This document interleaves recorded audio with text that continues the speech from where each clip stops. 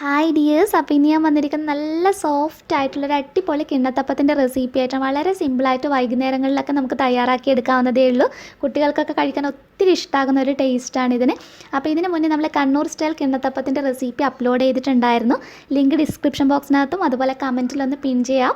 അപ്പോൾ അതിനകത്തൊന്ന് ചെക്ക് ചെയ്താൽ മതി. അപ്പോൾ നമുക്ക് വേഗം തന്നെ ഇതെങ്ങനെയാണ് തയ്യാറാക്കി എടുക്കുന്നതെന്ന് നോക്കാം. അപ്പോൾ ഈ ഒരു കിണ്ണത്തപ്പം തയ്യാറാക്കി എടുക്കുന്നതിനായിട്ട് ഞാനിവിടെ 2 വലിയ പീസ് ശർക്കര 1/2 കപ്പ് വെള്ളം ഒഴിച്ചിട്ട് നല്ലതുപോലെ ഉരുക്കിയെടുത്തിട്ട് ഒന്ന് ചൂടാറിയ ശേഷം അരിച്ചെടുത്ത് മാറ്റി വെച്ചിട്ടുള്ളതാണ് കേട്ടോ. അപ്പോൾ ശർക്കര എടുക്കുന്ന സമയത്ത് കറുപ്പ് കളറോ എങ്ങനെയുള്ളത് വേണമെങ്കിൽ നിങ്ങൾക്ക് ഉപയോഗിക്കാവുന്നതാണ്. ഇനി ഇതിലോട്ട് 1 കപ്പ് അരിപ്പൊടിയാണ് ചേർത്ത് കൊടുക്കുന്നത്. ഇതിപ്പോൾ ഞാൻ സാധാരണ പാക്കറ്റിൽ വാങ്ങിക്കുന്ന റെഡിമെയ്ഡ് അരിപ്പൊടി ഉണ്ടല്ലോ, ഡബിൾ ഹോഴ്സിൻ്റെ പത്തിരിപ്പൊടിയാണ് എടുത്തിട്ടുള്ളത്. അപ്പോൾ നിങ്ങൾക്ക് വേണമെങ്കിൽ പച്ചരി കുതിർത്തിട്ട് പൗഡറാക്കിയിട്ടുള്ളതൊക്കെ വീട്ടിലുണ്ടെങ്കിൽ അത് ഉപയോഗിച്ചാൽ നല്ല ടേസ്റ്റ് ആയിരിക്കും ഒന്നുകൂടെ. ഇതിപ്പോൾ ഞാൻ അരിപ്പൊടി സാധാരണ പാക്കറ്റ് വെച്ചിട്ടുള്ളത് കാണിക്കുന്നുണ്ടെന്നേ ഉള്ളൂ. എന്നിട്ട് ശർക്കര പാനിയായിട്ട് നന്നായിട്ടൊന്ന് മിക്സ് ചെയ്തെടുക്കുക. ഒന്നങ്ങ് മിക്സ് ചെയ്യുന്ന സമയത്ത് അത്യാവശ്യം നല്ല ടൈറ്റ് ആയിട്ടുള്ള ഒരു ബാറ്ററായിട്ടാണ് നമുക്ക് കിട്ടുക. ഇനി നമുക്ക് ഇതിനകത്തോട്ടേക്ക് ഏറ്റവും ആവശ്യമുള്ള ഇൻഗ്രീഡിയൻ്റ് എന്ന് പറയുന്നത് തേങ്ങാപ്പാലാണ്. തേങ്ങയുടെ 1/4 പാൽ വെച്ചിട്ട് തന്നെ ചെയ്തെടുക്കുമ്പോഴാണ് ഈ ഒരു കിണ്ണത്തപ്പം നല്ല ടേസ്റ്റി ആയിട്ട് കിട്ടുക. അപ്പം ഞാനിപ്പോൾ 1.5 കപ്പ് തേങ്ങാപ്പാൽ എടുത്ത് വെച്ചിട്ടുണ്ട്. ഇതിനകത്ത് 1 കപ്പാണ് ആദ്യം ചേർത്ത് കൊടുത്തിട്ടുള്ളത്. ആദ്യത്തെ 1 കപ്പ് ചേർത്ത് ആദ്യമേ തന്നെ നമ്മൾ മുഴുവൻ ചേർത്ത് കൊടുക്കരുത് കേട്ടോ. ജസ്റ്റ് 1 കപ്പ് ഒഴിച്ച് കൊടുത്തിട്ട് ഒന്ന് നന്നായിട്ടൊന്ന് യോജിപ്പിച്ച് നോക്കുക. എന്നിട്ട് ഇതിൻ്റെ ഒരു പാകം നോക്കുക. ഈ ഒരു ബാറ്റർ എന്ന് പറയുന്നത് ഇപ്പോൾ നിങ്ങൾക്ക് കാണുമ്പോൾ അറിയാം, അത്യാവശ്യം ഇതിന് ചെറിയൊരു തിക്നെസ് പോലെയുണ്ട്. ഈ ബാറ്റർ നല്ല ലൂസായിട്ടാണ് നമ്മൾ ചെയ്തെടുക്കുന്നത്. അപ്പോൾ ബാക്കിയുള്ള 1/2 കപ്പ് തേങ്ങാപ്പാൽ കൂടി ഞാനൊന്ന് ചേർത്ത് കൊടുക്കുന്നുണ്ട്. ഇനി നമുക്കൊന്നുകൂടി ഒന്ന് മിക്സ് ചെയ്യുമ്പോഴത്തേക്കും കണ്ടില്ലേ, നല്ല ലൂസായിട്ട് നമ്മുടെ ദോശ ബാറ്റർ ഉണ്ടല്ലോ, നീർദോശക്കൊക്കെ ഉണ്ടാക്കുന്ന ബാറ്ററിൻ്റെയൊക്കെ ആ ഒരു പാകത്തിലാണ് നമ്മൾ തയ്യാറാക്കിയെടുക്കുന്നത്. അതിനുശേഷം ഞാൻ ഇതൊന്ന് അരിച്ചെടുത്തിട്ട് കൂടിയുണ്ട് കേട്ടോ. ഒന്ന് നന്നായിട്ട് മിക്സ് ചെയ്തെടുത്തതിന് ശേഷം അരിച്ചെടുത്ത് മാറ്റി വെച്ചിട്ടുള്ളതാണ്. അപ്പോൾ അരിച്ചെടുക്കാൻ എന്തായാലും ശ്രദ്ധിക്കുക. അതിനുശേഷം ഇതിലോട്ടേക്ക് ഒരു 2 ടേബിൾ സ്പൂണിനടുത്ത് നെയ്യ് ഒഴിച്ചു കൊടുക്കുന്നുണ്ട്.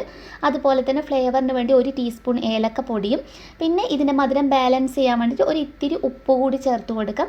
പിന്നെ നമുക്ക് ആവശ്യമായിട്ട് നമ്മുടെ കറി ജീരകം, ചെറിയ ജീരകം, നമ്മുടെ പെരിഞ്ജീരകമല്ല, നമ്മൾ കറിയിലൊക്കെ ഉപയോഗിക്കുന്ന ചെറിയ ജീരകം ഒരു 1/4 ടീസ്പൂണാണ് ആഡ് ചെയ്തിട്ടുള്ളത്. എന്നിട്ട് നല്ലതുപോലെ ഒന്ന് മിക്സ് ചെയ്തെടുക്കാം. ഒന്നങ്ങ് മിക്സ് ചെയ്തതിന് ശേഷം നമുക്കിതൊന്ന് റെസ്റ്റ് ചെയ്യാൻ വേണ്ടിയിട്ട് വെക്കണം. റെസ്റ്റ് ചെയ്യാൻ വെക്കുമ്പോഴാണ് നമുക്കിത് നല്ല അടിപൊളിയായിട്ട് തയ്യാറാക്കി എടുക്കാൻ കഴിയുക. ഞാനിപ്പോൾ ഒരു 1-1.5 മണിക്കൂറിനടുത്ത് ഇതൊന്ന് റെസ്റ്റ് ചെയ്യാൻ മൂടി വെച്ച് റെസ്റ്റ് ചെയ്യാൻ വെക്കുവാണ്. അപ്പോൾ ഇതിപ്പോൾ കറക്റ്റ് 1.5 മണിക്കൂർ ഞാൻ വെച്ചിട്ടുണ്ട്. ഇതിപ്പോൾ കണ്ടില്ല, അരിപ്പൊടിയൊക്കെ താഴെ ഭാഗത്ത് ഇതുപോലെ അടിഞ്ഞിട്ട് ഒന്ന് കട്ട പിടിച്ചതുപോലെ ഉണ്ടാകും. അപ്പോൾ തവിയോ വിസ്കോ ഉപയോഗിച്ചിട്ട് ഒന്നുകൂടി നല്ലതുപോലെ തന്നെ ഒന്ന് മിക്സ് ചെയ്തെടുക്കാൻ വേണ്ടിയിട്ട് നോക്കുക. ബാറ്റർ ഇവിടെ റെഡി ആയിട്ടുണ്ട്.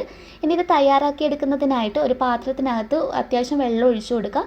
അതിൻ്റെ താഴെ ഞാൻ ചട്ടിയുടെ ഒക്കെ അടിയിൽ വെക്കുന്ന ഒരു റിങ്ങാണ് വെച്ച് കൊടുത്തിട്ടുള്ളത്. അതിനുശേഷം ഇതിനകത്തോട്ടേക്ക് നിങ്ങൾ ഏത് പാത്രത്തിലാണോ തയ്യാറാക്കിയെടുക്കുന്നത് ആ പാത്രം ജസ്റ്റ് നെയ്യ് തടവിയിട്ടൊന്ന് ഗ്രീസ് ചെയ്തെടുത്താൽ മതി.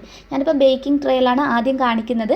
അപ്പോൾ ബേക്കിംഗ് ട്രേയിൽ ജസ്റ്റ് നെയ്യ് ഒഴിച്ചു കൊടുത്തിട്ടുള്ളതാണ്. വെള്ളം നന്നായി തിളച്ച് വരുന്ന സമയത്ത് ഇതിനകത്തോട്ടേക്ക് വളരെ കുറച്ച് മാത്രമേ നമ്മൾ ഒഴിച്ചു കൊടുക്കാൻ പാടുള്ളൂ. ഒത്തിരി ഉപയോഗിക്കരുത്. ഒരു 2-3 തവി മാത്രം, 1/4 ഭാഗം മാത്രമേ നമ്മൾ ഒഴിച്ചു കൊടുക്കാൻ പാടുള്ളൂ.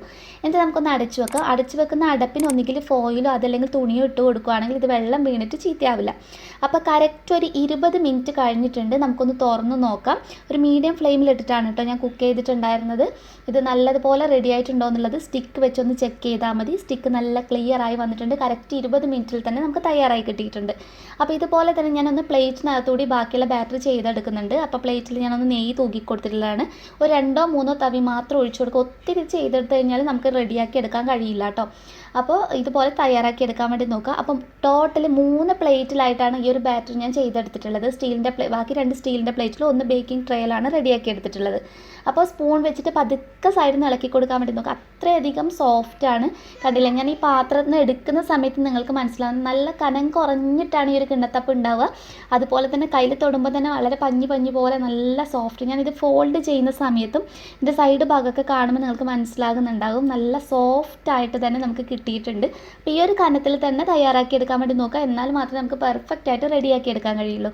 അപ്പോൾ ഞാൻ ചെറിയൊരു പീസൊന്ന് കട്ട് ചെയ്തെടുക്കുന്നുണ്ട്. അതൊക്കെ നിങ്ങളുടെ ഇഷ്ടത്തിനനുസരിച്ച് ഇഷ്ടമുള്ള ഷേപ്പിലൊക്കെ മുറിച്ചെടുക്കാം കേട്ടോ. അപ്പോൾ സാധാരണ നമ്മളെ കണ്ണൂർ കിണ്ണത്തപ്പത്തിൻ്റെ ആ ഒരു സ്റ്റൈലല്ല നമ്മളിത് ആവിക്ക് വെച്ചിട്ട് ചെയ്തെടുക്കുന്നത്. വേറെ തന്നെ ഒരു സ്റ്റൈലാണ് ഇത് റെഡിയാക്കി എടുക്കുന്നത്. കഴിക്കാൻ നല്ല ടേസ്റ്റാണ് കേട്ടോ. നമുക്ക് വൈകുന്നേരങ്ങളിലൊക്കെ ശരിക്കും എളുപ്പത്തിൽ ഉണ്ടാക്കിയെടുക്കാനും കുട്ടികൾക്കൊക്കെ തേങ്ങാപ്പാലും അരിപ്പൊടിയിലൊക്കെ ആയതുകൊണ്ട് തന്നെ നല്ല ഹെൽത്തി ആയിട്ട് തയ്യാറാക്കിയെടുക്കാൻ കൂടി കഴിയുന്ന നല്ലൊരു കിണ്ണത്തപ്പാണ്. അപ്പോൾ എല്ലാവർക്കും ഇഷ്ടമായെന്ന് വിചാരിക്കുന്നു ഇന്നത്തെ റെസിപ്പി. അപ്പോൾ നിങ്ങൾക്ക് ഈ റെസിപ്പി ഇഷ്ടപ്പെടുവാണെങ്കിൽ നിങ്ങളുടെ കൂട്ടുകാർക്കും അതുപോലെ ഫാമിലി മെമ്പേഴ്സിനൊക്കെ ഷെയർ ചെയ്ത് കൊടുക്കാൻ കൂടി മറക്കരുത്. അപ്പോൾ ഇനിയും നല്ല നല്ല വെറൈറ്റീസുമായിട്ട് നെക്സ്റ്റ് വീഡിയോയിൽ നമുക്ക് കാണാം. അതുവരെ ടേക്ക് കെയർ, ബൈ ബൈ.